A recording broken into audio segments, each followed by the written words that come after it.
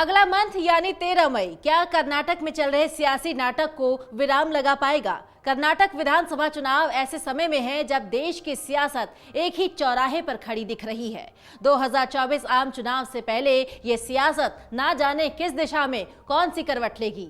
कांग्रेस के लिए ये चुनाव बेहद ही खास क्यों है और कांग्रेस नेता सिद्धारमैया को पहली लिस्ट में पसंदीदा सीट तो मिली, अब उनकी दूसरी सीट यानी कौन सी सीट है जिस पर उनकी नजर है, ये भी इस रिपोर्ट में जानेंगे। कर्नाटक में मूल मुकाबला कांग्रेस बनाम बीजेपी के बीच है। इसके बाद कांग्रेस के बगैर तीसरा मोर्चा बनाने की कोशिश और भी जोर पकड़ेगी, जिससे उसके लिए संकट और भी गहरा सकता है। कांग्रेस के लिए यह कर्नाटक चुनाव इसलिए बेहद खास है क्योंकि अगर कांग्रेस ये चुनाव जीतने में सफल नहीं होती है तो उसके लिए न सिर्फ बहुत बड़ा झटका होगा बल्कि कांग्रेस समेत तमाम विपक्षी दलों के दूसरे मुद्दे भी उनके लिए गौड़ हो जाएंगे।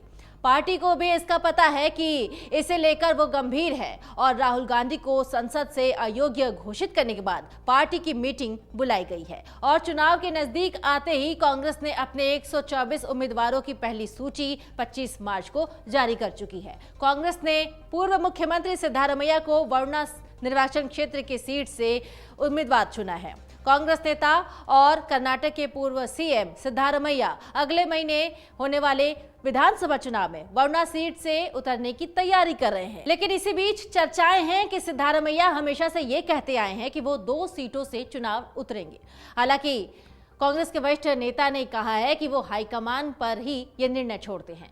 कांग्रेस की पहली लिस्ट में सिद्धारमैया को इस सीट से प्रत्याशी बना दिया गया। सिद्धारमैया को वरुणा सीट से प्रत्याशी बना दिया गया है, जो कि उनके बेटे यतीन्द्र सिद्धारमैया की सीट है और फिलहाल उनके बेटे यहां से विधायक। कर्नाटक के कांग्रेस नेता ने पहले ही घोषणा कर रखी है कि ये उनका आखिरी चुनाव है और इसके बाद वो चुनावी राजनीति में हिस्सा नहीं लेंगे। ऐसे में वरुणा सीट से उनके चुनाव लड़ने की खास वजह है। वहीं सिद्धारमैया इस समय 9 अप्रैल को होने जा रही राहुल गांधी के कोलार दौरे की तैयारियों में व्यस्त हैं। कोलार से राहुल गांधी कांग्रेस के सत्यमेव जयते कार्यक्रम की शुरुआत करने जा रहे हैं। कोलार वही जगह है जहां पर 2019 में राहुल गांधी ने मोदी सरनेम वाला बयान दिया था और इसी बयान के आधार पर सूरत कोर्ट ने आपराधिक मानहानि मामले में राहुल गांधी को 2 साल की सजा भी सुनाई थी, जिसके बाद उन्हें लोकसभा के लिए अयोग्य करार दे दिया गया था। दिलचस्प बात तो ये है कि कोलार क्षेत्र सिद्धारमैया के लिए बेहद खास है और वो इसलिए क्योंकि वरुणा सीट पर प्रत्याशी बनाए जाने से बहुत पहले से ही सिद्धारमैया कोलार सीट से टिकट मांग रहे थे। लेकिन क्यों कोलार की डिमांड आखिर सिद्धारमैया क्यों कर रहे हैं? वो इसलिए क्योंकि पूर्व मुख्यमंत्री सिद्धारमैया ने इससे पहले घोषणा की थी कि साल 2023 का विधानसभा चुनाव उनका आखिरी चुनाव होगा। उन्होंने साफ कहा था कि इस बार मैसूर के चामुंडेश्वरी विधानसभा सीट से चुनाव नहीं लड़ेंगे क्योंकि तत्कालीन मुख्यमंत्री के रूप में वो चामुंडेश्वरी में 2018 के चुनाव में जेडीएस जीटी देवगौड़ा से 36,042 मतों से हार गए थे। कर्नाटक के पूर्व मुख्यमंत्री सिद्धारमैया कोलार सीट से चुनाव लड़ना चाहते हैं क्योंकि ये क्षेत्र जो है वो दलित, मुस्लिम और कुरुबा मतदाताओं से बनी है। इसके अलावा सिद्धारमैया के सेकुलर रुख और कोलार में मुस्लिम मतदाताओं की महत्वपूर्ण भूमिका को उनके लिए बढ़त के रूप में देखा जा रहा है। तो अब आइए समझते हैं कि वरुणा से सिद्धारमैया क्यों चुनाव लड़ रहे हैं। मैसूर की वरुणा सीट सिद्धारमैया के लिए बेहद खास है और वो इसलिए क्योंकि यहीं से उन्होंने अपनी चुनावी राजनीति की शुरुआत की थी। सिद्धारमैया आमतौर पर 2 सीट से चुनाव लड़ते हैं। पिछले विधानसभा चुनाव में भी वो 2 सीट से लड़े थे। वो कई महीनों से कोलार में मैदान तैयार कर रहे थे। फरवरी में कर्नाटक कांग्रेस को लिखे गए पत्र में उन्होंने 3 विधानसभा सीटों बादामी, वरुणा और कोलार का जिक्र किया था जहां से वो चुनाव लड़ सकते हैं।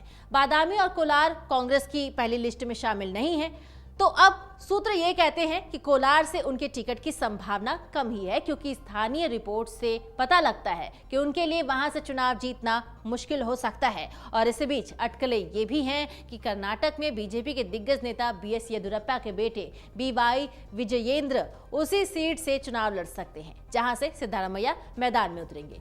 हालांकि येदियुरप्पा ने अपने बेटे के बारे में अटकलों को ये कहते हुए भी विराम लगा दिया था कि विजयेंद्र शिकारीपुरा सीट से चुनाव लड़ेंगे। शिकारीपुरा येदियुरप्पा की सीट रही है और वो 1983 के बाद से यहां 7 बार चुनाव जीत चुके हैं।